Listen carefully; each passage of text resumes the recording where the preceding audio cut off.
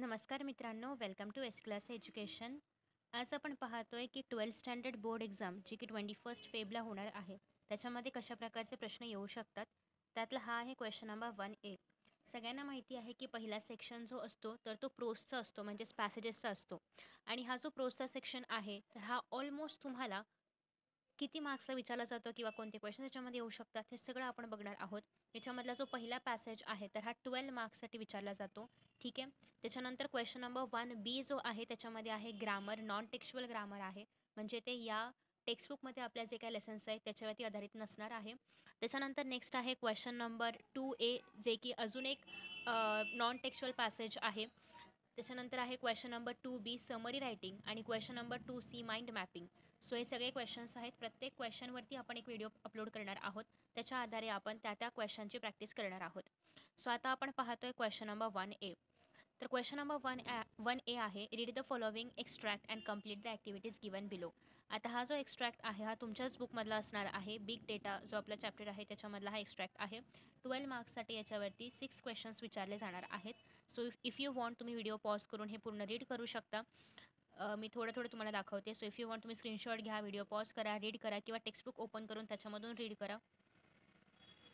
आणि आता आपण डिरेक्टली क्वेश्चन आणि आन्सर्सला सुरुवात करणार आहोत, कारण ऑब्व्हियसली आपण हा पूर्ण पॅसेज रीड नाही करू शकत. तुम्ही एक काम करू शकता, तुम्ही टायमर लावू शकता आणि तुम्हाला हे रीड करायला किती वेळ लागतो हे तुम्ही म्हणजे असं एक ठरवू शकता, जेणेकरून एक्झामला त्यापेक्षा कमीच वेळ लागला पाहिजे. बिकॉज आपल्याला एक्झाममध्ये कमीत कमी वेळ या सगळ्या क्वेश्चन्सला द्यायचा आहे, कारण रायटिंग स्किल वगैरे याला जास्त वेळ देणं गरजेचं आहे. ठीक आहे. आय होप तुम्ही स्क्रीनशॉट घेताय किंवा रीड करताय. ते होईपर्यंत मी काहीतरी बडबडते मागे. इफ यू वॉन्ट तुम्ही ते ऐकू शकता. Done. Okay. Okay, done. So basically अशा पद्धतीने हा पूर्ण पॅसेज आहे. आता या पॅसेजवरती कोणते क्वेश्चन्स विचारलेले आहेत ते आपण बघूया. सो पहिला क्वेश्चन आहे की arrange the given sentences in the order to summarize the extract according to the proper occurrence. So basically तुम्हाला कळत असेल की या ठिकाणी क्वेश्चन नंबर 1A मधला जो A1 असणार आहे तर तो मोस्टली कंप्लीट द स्टेटमेंट्स किंवा क्रोनॉलॉजिकल ऑर्डरने अरेंज करा किंवा वेब डायग्राम कंप्लीट करा याच पॅटर्नमध्ये असणार आहे, किंवा ट्रू ऑर फॉल्स या पॅटर्नमध्ये असणार आहे. म्हणजे क्वेश्चन नंबर A1मध्ये नेहमी अशाच प्रकारचे प्रश्न तुम्हाला विचारले जातील. आता इथे 2 मार्क्ससाठी तुम्हाला हे जे सगळे पॉईंट्स आहेत किंवा जे स्टेटमेंट्स आहेत यांना as per the passage arrange करायचे आहेत. आता याच्यामध्ये तुम्हाला ऑब्व्हियसली तुम्हाला पॅसेज जर माहिती असेल तर तुम्ही हे पटापट अरेंज करू शकता.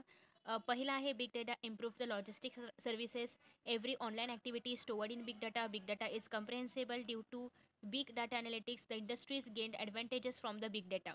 आता आपल्याला ह्याला क्रोनॉलॉजिकल ऑर्डरमध्ये अरेंज करायचं आहे. सो पहिलं याच्यामध्ये येणार आहे जे की सेकंड स्टेटमेंट आहे.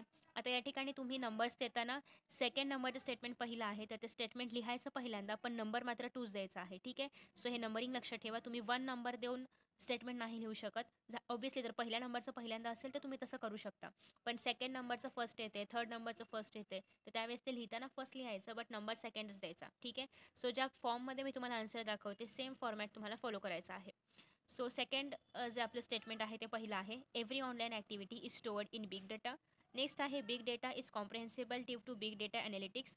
नेक्स्ट आहे the industries gained advantages from the big data. आणि big data improve the logistics services. ठीक आहे. सो या फॉर्ममध्ये जे सगळे स्टेटमेंट्स आहेत ते तुम्हाला लिहायचे आहेत. त्याच्यानंतर नेक्स्ट आहे A2. A2 युजली तुम्हाला डिस्क्रिप्टिव्ह आन्सरसाठी विचारला जातो. कधी कधी हाच A2 तुम्हाला वेब डायग्राम्सच्या फॉर्ममध्ये पण येऊ शकतो. आता इथे क्वेश्चन असा आहे की बिग डेटा ॲनालिटिक्स प्लेस अ व्हायटल रोल, जस्टिफाय. म्हणजे हे स्टेटमेंट तुम्हाला तुमच्या पॅसेजमध्ये पाहायला मिळेल. सो हे जे स्टेटमेंट आहे हे तुम्हाला आता जस्टिफाय करायचं आहे किंवा हे कसं बरोबर आहे ते सांगायचं आहे. So insights provided bye big data analytics go a long way in helping various business houses. It can help us to understand things different in altogether different light. So basically आता बिग डेटा ॲनालिटिक्स कसं महत्त्वाचं आहे हे सांगताना तुम्हाला mostly पॅसेजचा संदर्भ घ्यायचा आहे, कारण इथे कुठेही पर्सनल रिस्पॉन्स नाही विचारला आहे. ॲज पर ती पॅसेज जस्टिफाय करायचं आहे. 2 मार्कांसाठी जस्टिफाय करायचे, त्याच्यामुळे ऑलमोस्ट तुम्हाला 4 ते 6 ओळी, म्हणजे थोडं जास्तच लिहा, 6 ओळींपर्यंत तरी आन्सर लिहायचं. त्यापेक्षा मोठं पण लिहू शकता, पण मिनिमम 6 ओळी तरी आन्सर लिहायचं आहे, कारण 2 मार्कांसाठी आहे त्याच्यामुळे 6 ओळी तरी लिहिल्या पाहिजेत. Because you are now in 12th. So थोडंसं आन्सर लिहिणं वाढलं पाहिजे. थोडीशी डिफिकल्ट लँग्वेज, डिफिकल्ट म्हणण्यापेक्षा थोडी सिम्पलपेक्षा थोडीशी हाय लेवलची लँग्वेज वापरायची आहे. ग्रॅमॅटिकल मिस्टेक्स अवॉइड करायचे आहेत. ठीक आहे. So firms can utilize big data analytics technique to gauge the needs of the people, to discover hidden patterns and market trends. Application of big data analytics has helped many industries surpass their competitors. So basically अशा पद्धतीने big data का important आहे ते सांगितलेलं आहे. Big डाटाचे uses तुम्हाला इथे पाहायला मिळतात की कशामुळे आपण बिग डेटा वापरतोय किंवा त्याचा एक रोल काय आहे आपल्या लाईफमध्ये वगैरे, हे सगळं तुम्हाला या आन्सरमधून एक्सप्लेन करायचं आहे. Done. Okay. So if you want तुम्ही रीड करू शकता, व्हिडिओ पॉज करून वगैरे, किंवा स्क्रीनशॉट्स वगैरे घेऊ शकता.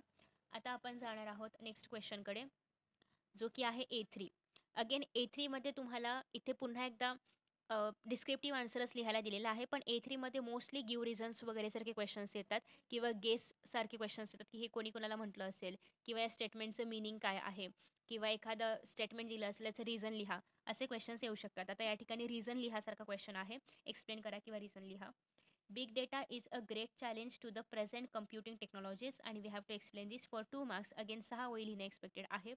So we retrieved big data from different sources which can be petabytes or exabytes, consisting of billions to trillions of records of million people. So it is enormously increasing in volume, velocity, veracity and value. हे सगळं त्या पॅसेजमध्ये आहे.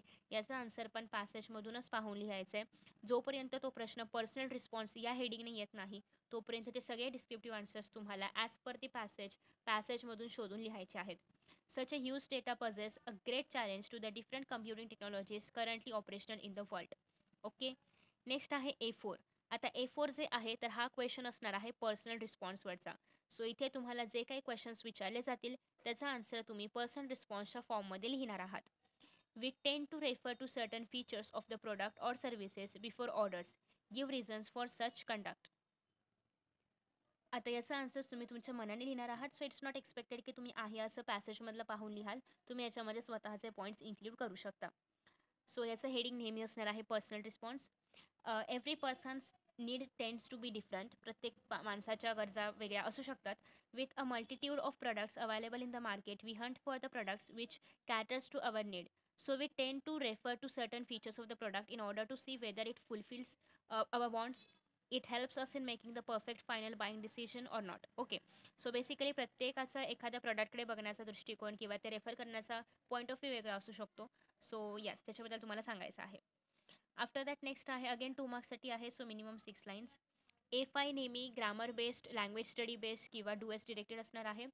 ग्रामरमध्ये कोणते topics येऊ शकतात त्याच्यावरती मी एक recently video upload केलेला आहे, ज्याच्यामध्ये मी 12th जे काही सगळे ग्रामरचे टॉपिक्स असतात, मग ते टाईप्स ऑफ सेंटेन्सेस असेल, टेन्सेस असेल, ॲक्टिव्ह पॅसिव्ह असेल, ते सगळे त्या एकाच व्हिडिओमध्ये कवर केलेले आहेत.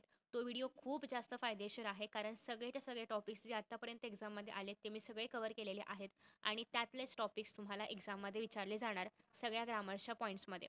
आय होप तुम्हाला ग्रामरचे क्वेश्चन्स माहिती आहेत.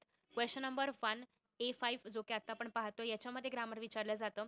त्यासोबतच क्वेश्चन नंबर 1 B1मध्ये तुम्हाला नॉन टेक्स्च्युअल ग्रामर विचारलं जातं. क्वेश्चन नंबर 2 क्वेश्चन नंबर 2 A5मध्ये अगेन तुम्हाला ग्रामर विचारलं जाणार आहे. सो अशा पद्धतीने हे सगळे ग्रामरचे एकूण 7 क्वेश्चन्स असतात आणि 7 मार्कांसाठी ग्रामर आहे, त्याच्यामुळे तुम्हाला ते सगळे क्वेश्चन्स माहिती असलेच पाहिजेत. आता इथे 2 मार्क्ससाठी विचारलेलं आहे. 2 क्वेश्चन्स आहेत. त्यातला पहिला आहे, if you have ordered something online you can track the location of your goods in transit. So या ठिकाणी तुम्हाला काय विचारलेलं आहे की choose correct alternative to use after plus ING. So आता याच्यामधलं करेक्ट आन्सर निवडायचं आहे. पहिलं असं आहे की after you have ordering something online you can track the location of your goods in transit. After ordering something online you can track the location of the goods in transit. After you have ordered something you are tracking the location of your goods in transit. After ordering something online you can tracking the location of your goods in transit. So basically तुम्हाला प्रश्नामध्ये काय सांगितलं होतं, after आणि ING use करायचं आहे. आता बघा, पहिल्या स्टेटमेंटला काहीच मिनिंग नाही आहे, यू हॅव ऑर्डरिंग असं आपण नाही म्हणत. सेकंड स्टेटमेंट जरा बरं वाटतंय. थर्ड स्टेटमेंटमध्ये तुम्ही जर पाहिलं तर समथिंगला त्यांनी ING कुठे जोडलं नाही, ट्रॅकिंगला त्यांनी ING जोडलेलं आहे. सो ट्रॅकिंगला पण ING नाही जोडू शकत कारण ऑलरेडी हॅव वापरलं आहे आणि त्याच्यानंतर परत ते ग्रॅमॅटिकली चुकीचं बनतं आहे. After ordering something online can tracking आपण नाही म्हणू शकत कधी, त्याच्यामुळे आफ्टर ऑर्डरिंग समथिंग ऑनलाईन इथपर्यंत ठीक आहे, बट यू कॅन ट्रॅक पाहिजे होतं, बट इथे ट्रॅकिंग आहे त्याच्यामुळे डी पण चुकीचं आहे. सो फक्त बी हे आपल्याला बरोबर वाटतंय वाचताना, बाकी सगळ्यांमध्ये काहीतरी मिस्टेक्स आहेत. So after ordering something online जेव्हा आपण काहीतरी ऑनलाईन ऑर्डर करतो तर त्याचं लोकेशन आपण ट्रॅक करू शकतो. ठीक आहे, सो हे प्रॉपर आहे. B is the right answer ते दिले पण answer. Okay. After that next आहे big data analytics is the complex process. Choose the correct alternative to change the sentence as a negative. So तुम्हाला सरळ पाहायला मिळते की हे स्टेटमेंट पॉझिटिव्ह आहे. पॉझिटिव्ह टू निगेटिव्ह कसं करायचं हे पण मी त्या व्हिडिओमध्ये सांगितलेलं आहे. पॉझिटिव्ह टू निगेटिव्ह करताना लक्षात ठेवायचं आहे की तुम्ही त्या सेंटेन्सचं मिनिंग बदलू शकत नाही. आहे असं सेंटेन्स तुम्हाला फक्त कन्वर्ट करता येतं किंवा कन्वर्ट करू शकता. तुम्ही त्याचं मिनिंग कुठल्याही प्रकारे बदलू शकत नाही. आणि असं करताना तुम्हाला ऑपोजिट वर्ड्सचा वापर करावा लागतो. आता याच्यामध्ये बघा काय सांगितलेलं आहे, big data analytics is the complex process. म्हणजे ही खूप जास्त कॉम्प्लेक्स प्रोसेस आहे. याला आपल्याला निगेटिव्ह करायचं आहे. आता कॉम्प्लेक्स आहे म्हणजेच काय, इझी आहे का, तर नाही. मग हे जे आपण विचारतो ना, इझी आहे का नाही, म्हणजे याचा अर्थ काय, तर बिग डाटा अनालिटिक्स ही इझी प्रोसेस नाही आहे. म्हणजे आता काय झालं, हे निगेटिव्ह झालं. सो आता आपण जे मराठीमध्ये बोललो त्यालाच तुम्हाला इंग्लिशमध्ये करायचं आहे. आता बघा त्या मिनिंगचं कोणतं सेंटेन्स आहे. Big data analytics is not the complex process. नाही, याच्यामध्ये मिनिंगच बदलते. नॉट द कॉम्प्लेक्स म्हणजे ती इझी आहे असा याचा अर्थ होतोय. पण ती इझी आहे का, तर नाही आहे. त्याच्यामुळे पहिलं तर नाही येणार. Big data analytics is not a compound process. कंपाऊंडचं काय मिनिंगच नाही येते. एकतर ती अवघड आहे किंवा ती इझी आहे. कंपाऊंड तर नाहीच आहे. सो हे पूर्ण चुकीचं आहे. Big data analytics is not an easy process. Easy नाही आहे म्हणजे अवघड आहे म्हणजेच कॉम्प्लेक्स आहे. सो हे बरोबर आहे. तरी पण डी रीड करूया. Big data analytics is not the simple process. Okay, simple process पण बरोबर आहे. बट सिम्पल म्हणण्यापेक्षा कॉम्प्लेक्स म्हणजे काय, खूप जास्त गुंतागुंतीची. आणि इझी म्हणजे काय, इझी आहे. ठीक आहे. सो मोर अप्रोप्रिएट आहे सी आन्सर. त्याच्यामुळे तुम्ही इथे सी घेऊ शकता. बरोबर आहे ते सी घेऊ शकता. ठीक आहे. C is the correct one. After that next आहे A6. A6 नेहमी वोकॅब्युलरीवरती असणार आहे. तुम्हाला इथे करेक्ट इनकरेक्ट ओळखा, मिनिंग्स लिहा. म्हणजे करेक्ट इनकरेक्ट मिनिंग्स लिहा किंवा सिनोनिम्स, अँटोनिम्स असे क्वेश्चन्स तुम्हाला याच्यामध्ये विचारले जातात. आता इथे काय सांगितलं आहे की अँटोनिम्स लिहा. कोणाचं लिहायचं आहे, अंडरस्टँडेबल. आणि हे अँटोनिम्स तुम्हाला मनाने लिहायचे नाही आहेत, पॅसेजमधून शोधून लिहायचे आहेत. सो इन अंडरस्टँडेबल आहे, सॉरी, अंडर अंडरस्टँडेबल आहे, हाईड आहे, अनअवेलेबल आहे आणि सिमिलर आहे. सो अंडरस्टँडेबलचा अँटोनिम काय आहे, इनकम्प्रेहेन्सिबल म्हणजे समजत नाही आहे, अनाकलनीय असं. हाईडचं येणार आहे अनकवर. हाईड म्हणजे लपणे, अनकवर म्हणजे ओपन या दिसणे वगैरे असं काहीतरी. अनअवेलेबलचं अवेलेबल, सिमिलरचं डिफरंट. ठीक आहे. सो बेसिकली हे झाले याचे आन्सर्स. आणि तुम्ही जेव्हा पॅसेजचे क्वेश्चन सॉल्व करणार आहात, व्हॉट आय डीड किंवा मी काय करायचं आहे, तर पॅसेज वाचण्याआधी शक्यतो मी आधी क्वेश्चन्स वाचायचे, जेणेकरून पॅसेजमध्ये त्या क्वेश्चनशी रिलेटेड काही आलं तर मला लगेच अंडरलाईन करता यायचं. तसं पेपरमध्ये अंडरलाईन वगैरे करणं अलाउड नसतं. पण तुम्ही छोटीशी एकदम पेन्सिलची तुम्हाला दिसेल इतपत खून करू शकता. म्हणजे ॲक्च्युली अंडरलाईन यासाठी करायची नसते कारण ती कॉपी कन्सिडर केली जाऊ शकते. बट एकदम छोटीशी काहीतरी तुम्ही मार्क करा आणि परत लगेच इरेज करून टाका. ठीक आहे, इरेज करा, पण नाहीतर परत ते कॉपी वगैरे पकडलं जाईल. बट तुम्ही जेव्हा तो क्वेश्चन सॉल्व करणार त्याच्या आधी क्वेश्चन सगळे A1 टू A6 रीड करा आणि मग मी पॅसेज रीड करायचे. काही जण उलटं पण करतात, but it's okay, it's up to you की तुम्हाला कसं कम्फर्टेबल आहे. बट मी आधी सगळे क्वेश्चन्स रीड करायचे, जेणेकरून मला हा अंदाज मिळायचा की आपल्याला पॅसेजमध्ये कशावरती फोकस करायचा आहे आणि कशामधून प्रश्न आपल्याला विचारलेले आहेत. जेणेकरून पॅसेज रीड करताना फक्त त्याच गोष्टींकडे लक्ष जायचं आणि पटापट क्वेश्चनचे आन्सर्स मिळायचे. ठीक आहे. सो तुम्ही ते पण करू शकता. तर अशा पद्धतीने क्वेश्चन नंबर 1A मधला जो पॅसेजचा भाग आहे 12 मार्कांचा, तर तो आपण कव्हर केला आहे. B1 जे की नॉन टेक्स्चुअल ग्रामर आहे ते आपण नेक्स्ट व्हिडिओमध्ये पाहणार आहोत. ही पूर्ण एक सिरीज असणार आहे. सो प्लीज फॉलो करा. 21 फेबच्या आधी मी हे सगळं कंप्लीट करणार आहे आणि त्याच्यामुळे तुम्हाला रिव्हिजनला खूप जास्त याचा उपयोग होणार आहे. सो प्लीज लाईक करा, शेअर करा आपल्या मित्रांसोबत, जेणेकरून सगळ्यांना याचा फायदा होईल. आय नो की तुम्ही असं शेअर नाही करणार कारण तुम्हाला असं वाटते की त्यांनी पाहू नये, बट तरी पण यार माझ्यासाठी शेअर करा. Thank you so much. Best of luck for your exams and bye bye.